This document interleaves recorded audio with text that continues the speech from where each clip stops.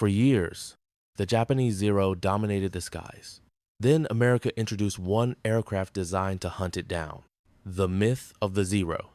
June 4th, 1942, 18,000 feet above the Pacific Ocean, north of Midway Atoll.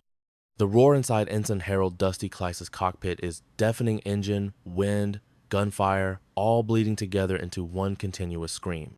His SBD Dauntless shudders violently as tracers rip past the canopy. Somewhere behind him, a Japanese Mitsubishi A6M Zero flashes by, impossibly tight in its turn, green wings glinting in the sun. Kleise knows the reputation. Every American pilot does. The Zero can turn inside anything. It climbs faster, it bleeds no speed.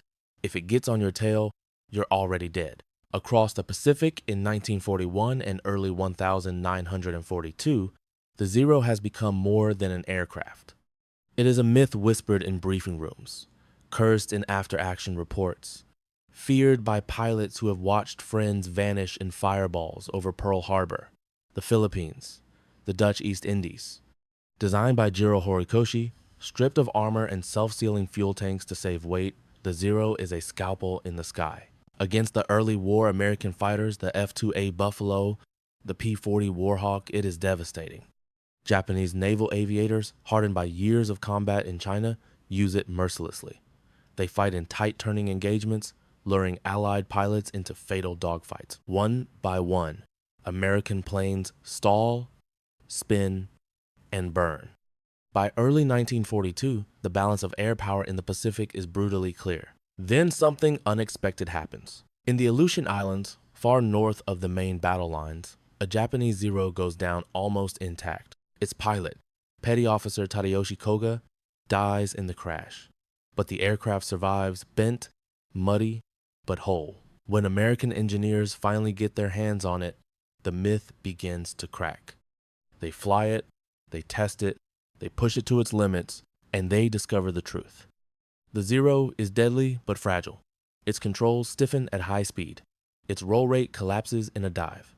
One burst of .50 caliber fire can turn it into scrap. It cannot absorb punishment. It cannot escape downward. It wins only if the enemy plays its game. The U.S. Navy learns fast. Pilots are trained to dive away, to use speed and altitude, to fight vertically instead of horizontally. Never turn with a Zero becomes gospel. But tactics alone are not enough. What the Navy needs is a new aircraft. Not elegant, not lightweight, not pretty. Something brutal. Something built to survive mistakes. Something that can take a hit, keep flying, and hit back harder. That aircraft is already on the drawing boards. At Grumman's factory on Long Island, engineers have been watching the war closely. They've read the combat reports. They've listened to pilots who survived by luck and altitude alone. And they make a decision that defines the design. The new fighter will not try to outturn the Zero. It will outlast it. The result is the F6F Hellcat 6 tons of engine, armor, and firepower.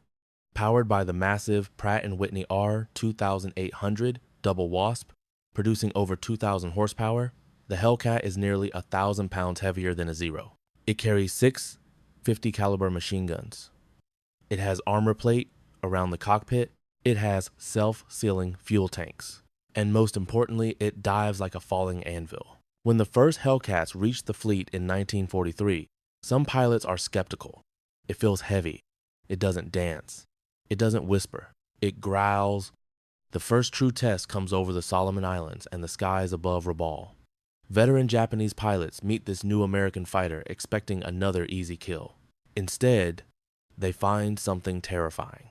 The Hellcat doesn't turn at plunges, it doesn't bleed speed, it converts it into violence. Zeros try to follow and rip their wings off in the dive.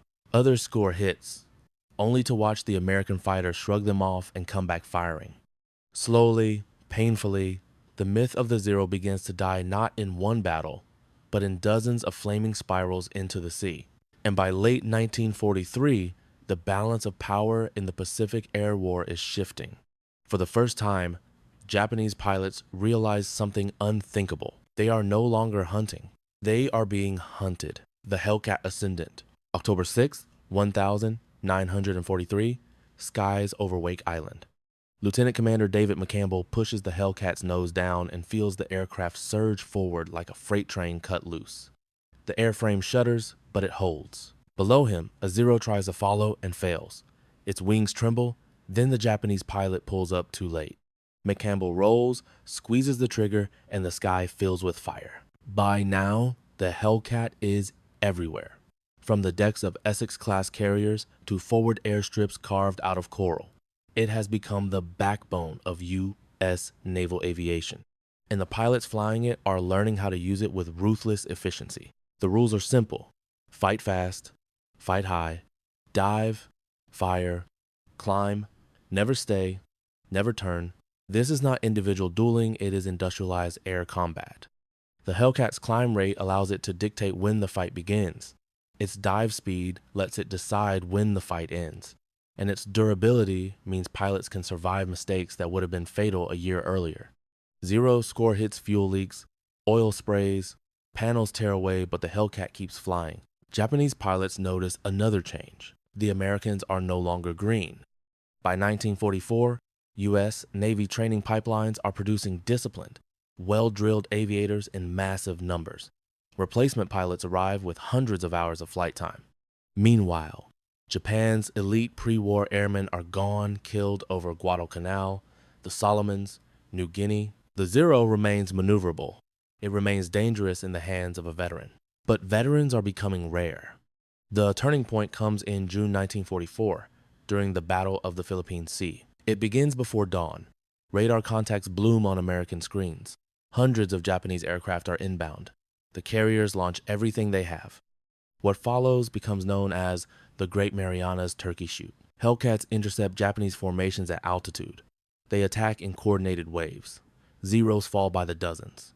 Pilots report running out of ammunition before running out of targets. American losses are minimal. Japanese losses are catastrophic. By the end of the day, Japan's naval air arm is effectively destroyed. The Hellcat's kill ratio tells the story with brutal clarity: over 5,000 enemy aircraft destroyed for just over 270 Hellcats lost in air combat. No fighter in history has ever achieved such dominance. But the Hellcat's true victory is not numbers. It is psychology. The Zero myth, the belief that Japanese fighters are unbeatable, is gone. American pilots climb into their cockpits expecting to win. Japanese pilots take off knowing they might not come back. As the war grinds toward Okinawa and beyond, the Zero is relegated to desperate missions. It is outpaced, outgunned, and increasingly outnumbered. Some are turned into kamikaze aircraft, a final, tragic admission that air superiority has been lost. The Hellcat continues to fly, escorting bombers, strafing airfields, smashing what remains of Japan's air power.